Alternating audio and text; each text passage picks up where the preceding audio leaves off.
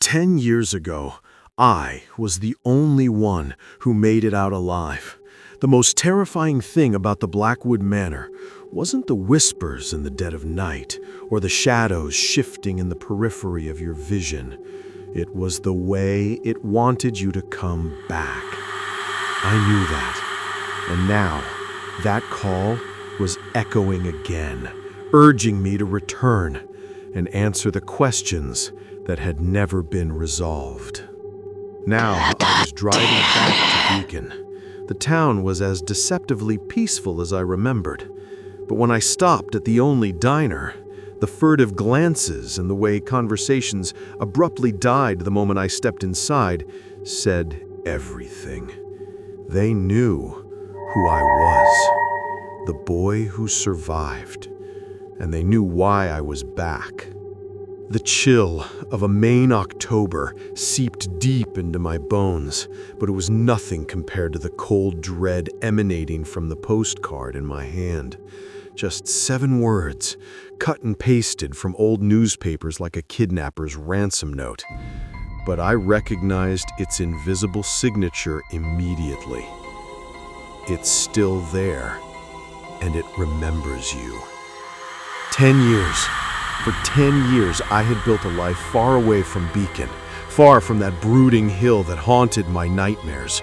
I had become Alex Reno, an investigative reporter who exposed corporate fraud and political corruption.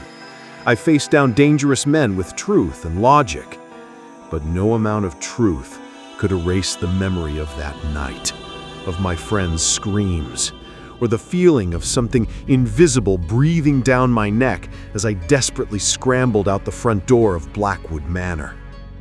Blackwood Manor loomed on the hill, a rotten Victorian silhouette against a bruised gray sky. Its empty windows were like blind eyes, watching the town below with a malevolent silence. They said the house was built on cursed land, that the Blackwood family had vanished without a trace a century ago, and every decade since, it would claim a few more curious souls. We were just the latest. I parked the car, my heart hammering against my ribs. The smell of old perfume and decay hit me the moment I pushed the heavy, unlocked front door. An invitation. Inside, the silence was so profound it felt like a physical presence wrapping around me like a shroud. And then I heard it. Drip, drag. Drip, drag. The sound of wet, shuffling footsteps, as if someone had just walked up from the icy depths of Blackwood Lake out back. They didn't get closer, nor did they fade. They were simply there, in the darkness of the hallway, a constant presence. The feeling of being watched clung to me. I knew I didn't have much time. I was here for a reason, to find answers. That anonymous letter was a trap, but it was also an opportunity. I began to search, my journalist's instincts fighting a losing battle against a more primal fear. I tore through rotten sheets, empty, dusty drawers. The house itself seemed to be holding its breath, waiting. The wet footsteps continued, sometimes right behind me, sometimes on the floor above. I tried to ignore them, focusing on the task. If there was a secret here, it would be in the darkest place, the basement. The basement door groaned open. A wave of cold, dank air rushed up. I flicked on my flashlight and descended the creaking stairs. It was a graveyard of forgotten belongings from previous victims. A rusted tricycle, a guitar case shrouded in cobwebs, and an old wooden chest. Inside the chest, I found it. The diary of Sarah Pike, a girl who had vanished in the 80s. My hands trembled as I turned the yellowed pages. She wrote about the Watcher, a formless entity woven from the fear of those who had died here. She described how the house changed, hallways elongating, doors leading to places they shouldn't. But then I found the crucial passage, scrawled in a frantic, panicked hand. It plays with your mind. It shows you what you fear, but its rule is opposition. The way out is never in the silence. The way out is in the heart of the terror. It's always there, right behind the sound. The moment I finished reading, slam. The basement door crashed shut. My flashlight died. Absolute darkness swallowed me. The wet footsteps were no longer distant. They were at the top of the stairs. The house was awake. I scrambled to my feet, my heart ready to explode. I threw my shoulder against the door, but it was solid as stone. Damn it. I remembered my escape 10 years ago. I hadn't used this door.